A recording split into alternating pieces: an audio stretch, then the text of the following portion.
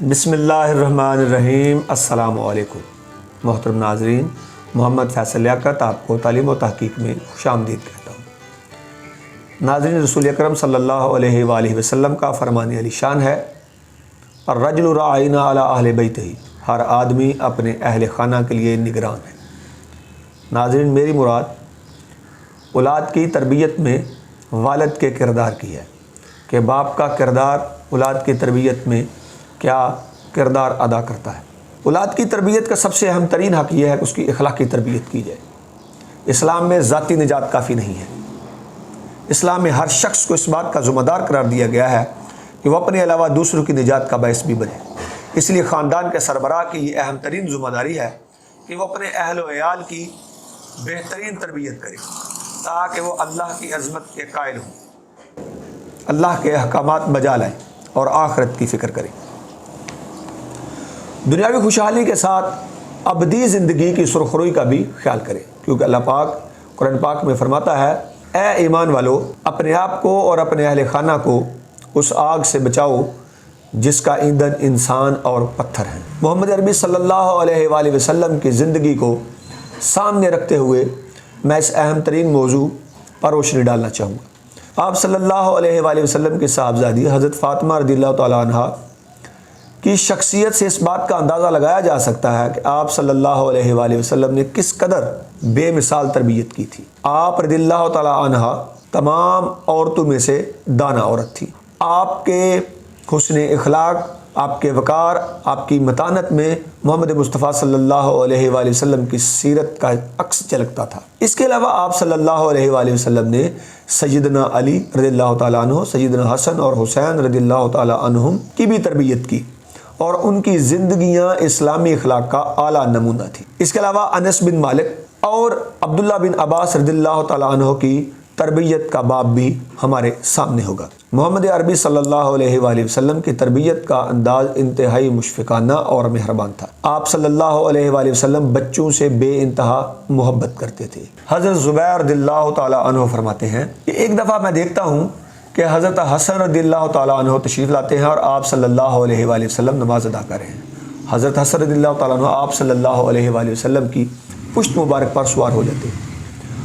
آپ صلی اللہ علیہ وآلہ وسلم اپنے سجدے کو لمبا کر دیتے ہیں، اپنے سجدے کو چھوڑتے ہیں، نہ ہی حسن کو نیچے اتارتے ہیں، حتیٰ کہ وہ خود نیچے اتر جاتے ہیں۔ اس کے علاوہ نماز کے دوران آپ صلی اللہ علیہ وآلہ وسلم اپنی دونوں ٹانگوں کو کھول دیتے ہیں کہ حسن ایک طرف سے داخل ہوتے ہیں اور دوسری طرف سے نکل جاتے ہیں۔ آپ صلی اللہ علیہ وآلہ وسلم نماز جیسی اہم ترین عبادت میں بھی بچوں سے محبت اور بچوں کی شفقت کو نظر انداز نہیں کرتے۔ حضرت صاحب بن یزید رضی اللہ تعالیٰ عنہ فرماتے ہیں کہ آپ صلی اللہ علیہ وآلہ وسلم کی مجلس میں حضرت حسن تشریف لاتے ہیں اور آپ صلی اللہ علیہ وآلہ وسلم انہیں بوسہ دیتے ہیں۔ تو پاس حضرت اقرا بن حابس بیٹھے تھے، تو انہوں نے کہا کہ اے اللہ کے رسول، میں نے تو اپنے بچوں کو کبھی بوسہ نہیں دیا، میرے تو 10 بچے ہیں۔ تو آپ صلی اللہ علیہ وآلہ وسلم نے فرمایا، جو دوسروں پر رحم نہیں کرتا اللہ اس پر رحم نہیں کرتا۔ اسی طرح حضرت انس رضی اللہ تعالیٰ عنہ فرماتے ہیں کہ حضرت عائشہ رضی اللہ تعالیٰ عنہ کی خدمت میں ایک عورت حاضر ہوئی جس کے ساتھ اس کی 2 بیٹیاں تھیں۔ آپ رضی اللہ تعالیٰ عنہ نے اس عورت کو 3 کھجوریں عطا کی۔ اس عورت نے ایک ایک کھجور اپنی بیٹیوں کو عطا کی اور ایک کھجور جو ہے وہ توڑ کر اپنے منہ میں رکھنے والی تھی کہ وہ بیٹی انہیں حسرت کی نگاہ سے اپنی ماں کی طرف دیکھا۔ ماں نے اس کھجور کے بھی 2 ٹکڑے کیے اور ایک ٹکڑا ایک بیٹی کو اور ٹکڑا دوسری بیٹی کو عطا کیا۔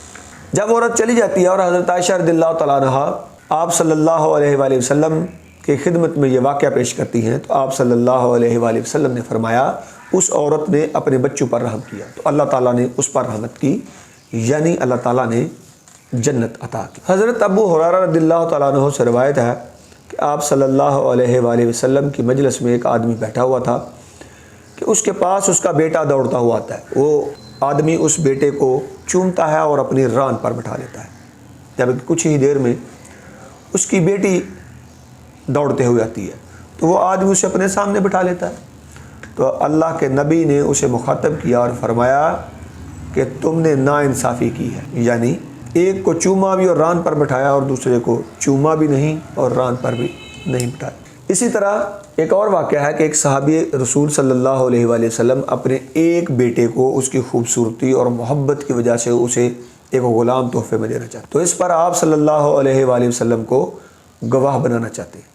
تو آپ صلی اللہ علیہ وآلہ وسلم نے فرمایا میں اس ظلم کا حصہ نہیں بنوں گا کہ تمہارے اور بھی بچے اگر تم نے انہیں غلام حبا نہیں کیا، تحفہ نہیں دیا، تو اس ایک بچے کو تحفہ دینے میں میں گواہی نہیں دے سکتا۔ حضرت انس بن مالک رضی اللہ تعالیٰ عنہ فرماتے ہیں کہ میں نے آپ صلی اللہ علیہ وآلہ وسلم سے زیادہ شفیق اور مہربان کسی کو نہیں دیکھا۔ آپ صلی اللہ علیہ وآلہ وسلم کے صاحبزادے حضرت ابراہیم رضی اللہ تعالیٰ عنہم کے لیے مدینے کے کنارے میں، مدینے کے ایک محلے میں دودھ پلانے کا انتظام کر رکھا۔ اب وہ جس عورت کے پاس دودھ پلانے کا انتظام تھا، عورت کا خامد لوہار تھا اور اس کے گھر بھٹی چلتی تھی اور دھواں بہت زیادہ ہوتا تھا۔ آپ صلی اللہ علیہ وآلہ وسلم اس کے باوجود ان کے گھر تشریف لے جاتے، اپنے بچے کو چومتے، ان کو سونگتے اور اسے محبت کرتے۔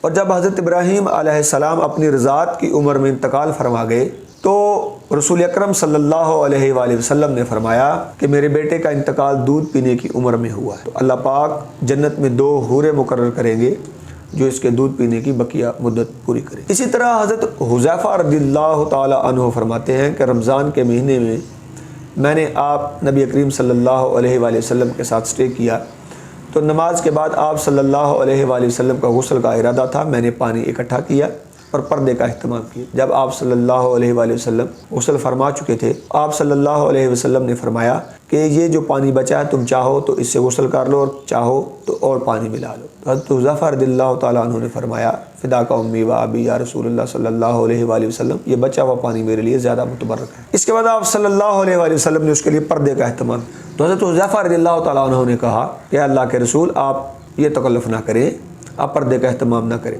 آپ صلی اللہ علیہ وآلہ وسلم نے فرمایا تم نے میرے لیے پردے کا اہتمام کیا، اس لیے میں بھی تمہارے لیے پردے کا اہتمام کروں گا۔ حضرت عبداللہ بن عباس رضی اللہ تعالیٰ عنہ آپ صلی اللہ علیہ وآلہ وسلم کے ساتھ ایک سواری پر سوار ہیں، اونٹنی پر سوار ہیں، تو آپ صلی اللہ علیہ وآلہ وسلم نے عبداللہ کو مخاطب کیا اور فرمایا اے صاحبزادے میں تمہیں چند باتیں سکھلانا چاہتا ہوں۔ وہ پہلی بات یہ ہے کہ تم اللہ کے حقوق کی حفاظت کرو، اللہ تمہاری حفاظت کرے گا۔ تم اللہ کے حقوق کا خیال رکھو، اللہ تمہارا خیال رکھے گا۔ آپ صلی اللہ علیہ وآلہ وسلم نے فرمایا اے عبداللہ جب بھی مدد طلب کرو اللہ سے مدد طلب کرو، جب بھی مانگو اللہ سے مانگو۔ پھر آپ صلی اللہ علیہ وسلم نے فرمایا اے عبداللہ اگر ساری مخلوق، ساری کائنات، ساری امت بھی تمہیں فائدہ پہنچانا چاہے تو اس سے زیادہ نہ پہنچا سکے گی جتنا اللہ نے تمہارے لیے لکھ دیا ہے، اور اگر ساری مخلوق تمہیں نقصان پہنچانا چاہے تو نہ پہنچا سکے گی بجز اس کے جتنا اللہ پاک نے لکھ دی۔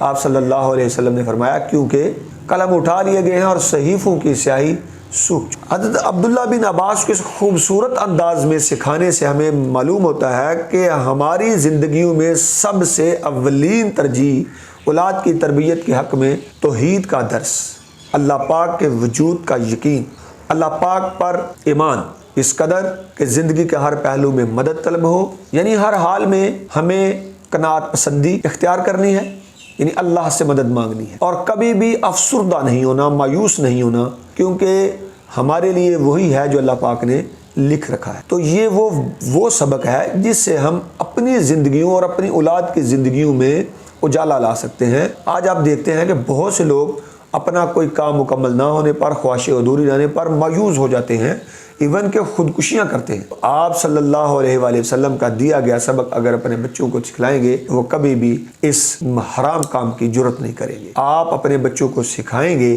کہ اللہ پاک کے رسول نے فرمایا کہ قلم اٹھا لیے گئے ہیں اور صحیفوں کی سیاہی سوکھ چکی ہے، وما علینا الا البلاغ المبین۔